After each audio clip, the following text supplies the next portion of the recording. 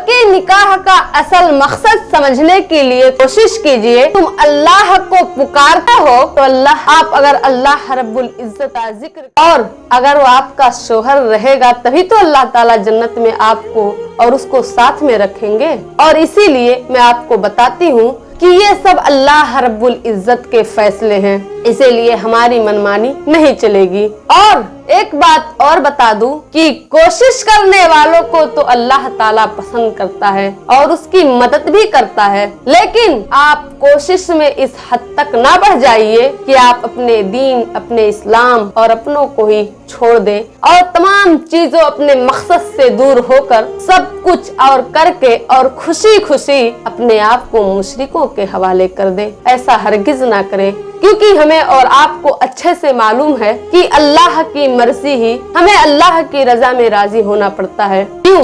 इसलिए क्योंकि अल्लाह जो चाहता है वही हुआ था और वही हो रहा है और वही आगे होता रहेगा। इसीलिए आप अपना वक्त, अपना पैसा बर्बाद करने से बेहतर ये है कि आप अपने घर में नमाज पढ़ें और साथ ही साथ अल्लाह रब्बुल इज्जत से दुआ करें और ये कहें कि अल्लाह से गिड़गिड़ाएं और रोएं। इंशाअल्लाह आपको बेहतरीन शौहर मिल जाएगा जो आपकी आंखों का ठंडक होगा। तो आप अपने इन आदतों को पहले बदलिए। आइए देखते हैं कि वो कौन सी आदतें हैं जिसको बदलना जरूरी है और कौन सी आदतें हैं जिसको अपने अंदर लाना भी बहुत जरूरी है। नंबर 1, सबसे पहले आपको चाहिए कि आप सब्र करना सीख लें और उसके साथ ही आप अपने जुबान पर काबू रखें और वक्त आने पर समझौता भी करें। और सब्र की शादीशुदा जिंदगी में क्या अहमियत है, ये एक शादीशुदा कामयाब बहन ही जान सकती है। नंबर 2, आपको चाहिए कि आप फर्ज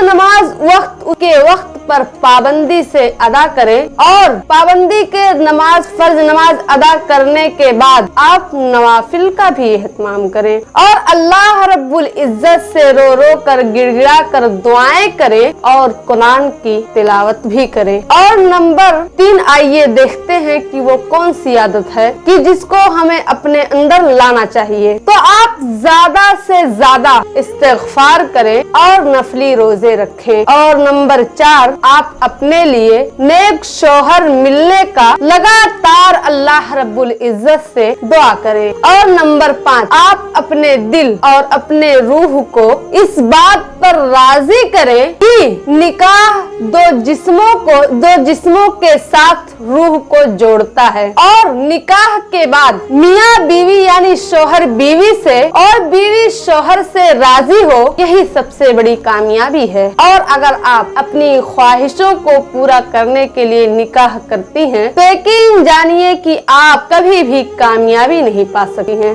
और नंबर 6, आपको चाहिए कि आप दीन की जानकारी इकट्ठा करें, आप दीन का नॉलेज रखें और उसके साथ ही आप तलाक और निकाह की शरीयत में क्या बात कही गई है, यानी फरमाने इलाही क्या है और रसूलुल्लाह सल्लल्लाहु अलैहि वसल्लम ने इसके बारे में क्या हुक्म दिया है, उसका भी जानकारी रखें। और ये भी जानकारी रखें कि शादीशुदा कामयाब जिंदगी में क्या करना होता है और अपने शौहर और अल्लाह को कैसे राजी करना होता है। और नंबर 7, आप अपने नफ्स की ख्वाहिशों को, अपने नफ्स को इसको काबू में रखे हुए आपको चाहिए कि आप अपनी जिम्मेदारियों को पूरा करें और अपने बच्चों का, अपने से बड़ों का ख्याल रखें, उनकी खिदमत करें। इससे आप दिली बीमारी से बहुत हद तक बच जाएंगी। और नंबर 8, आपकी जिंदगी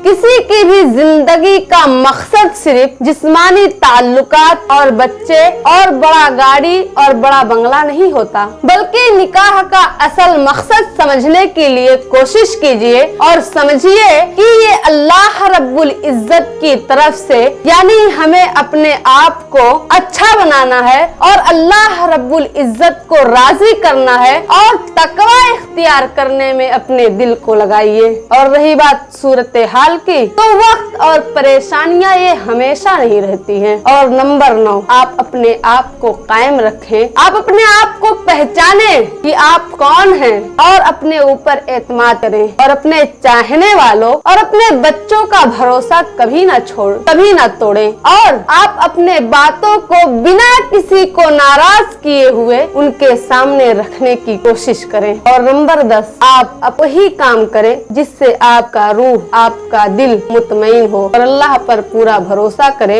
इंशाअल्लाह अल्लाह रब्बुल इज्जत आपको ऐसा जीवन साथी देगा जिसके साथ आप दुनिया में भी रहेंगी और वो शख्स आपके साथ जन्नत में भी रहेगा। और अगर आप चाहती हैं कि आपको ऐसा शौहर मिले जिसके अंदर रसूलुल्लाह सल्लल्लाहु अलैहि वसल्लम जैसी खूबियां हो, यानी वो रसूलुल्लाह सल्लल्लाहु अलैहि वसल्लम के मुताबिक, उनके कहने के मुताबिक नमाज पढ़े, उनके सुन्नतों पर अमल करे, अगर ऐसा शख्स आप चाहती हैं तो आपको चाहिए कि आप अपना जायजा लें। आप देखें क्या आपके अंदर हजरत खदीजतुल कुबरा रज़ियल्लाहु ताला अन्हा जैसी खुसूसियात और रूहानियत है या फिर नहीं, और उम्मे सलमा रज़ियल्लाहु ताला अन्हा जैसी सखावत है या नहीं, हत्ते आयशा रज़ियल्लाहु ताला अन्हा जैसे इल्म आपके अंदर है या नहीं, हत्ते सफिया रज़ियल्लाहु ताला अन्हा जैसे आप जहन वाली हैं या नहीं। और ये सब होना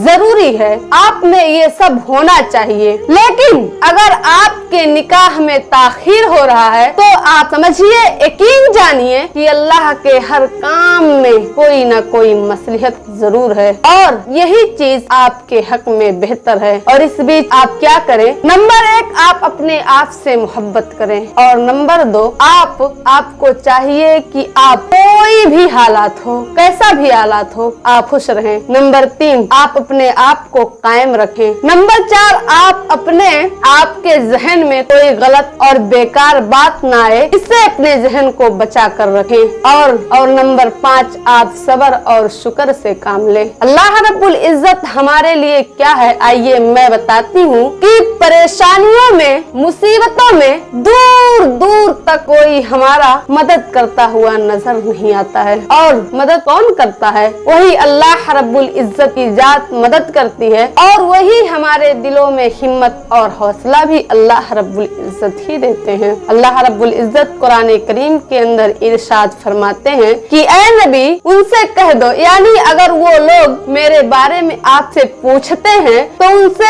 उनको मेरे बारे में बता दो कि अगर तुम अल्लाह को पुकारते हो तो अल्लाह तुम्हारी पुकार को सुनता है और उसका जवाब भी देता है। इसीलिए तुम उसके पुकार पर लब्बैक कहो और ईमान ले आओ, शायद कि वो लोग सीधे रास्ते पर आ जाएं। तो ये सारी बातें हैं। और अल्लाह रब्बुल इज्जत कुरान में दूसरी जगह इरशाद फरमाता है कि अल्लाह तुम्हारे लिए मददगार, हामी और मददगार है। अल्लाह रब्बुल इज्जत कुरान करीम में इरशाद फरमाते हैं कि ऐ ईमान वालों, अल्लाह और उसके रसूल जो हुक्म दे उसे आगे बढ़कर कबूल करो। अगर तुम ईमान लाए हो तो आगे बढ़ के कबूल करना है। और अल्लाह के रसूल सल्लल्लाहु अलैहि वसल्लम जिस तरफ बुला रहे हैं वो आपको जिंदगी देने वाली है। और अल्लाह रब्बुल इज्जत, अल्लाह आदमी और दिलों के बीच आड़ है और सबको अल्लाह रब्बुल इज्जत की तरफ ही पलट कर जाना है। अल्लाह रब्बुल इज्जत कुरान करीम में इरशाद फरमाते हैं कि याद रखो,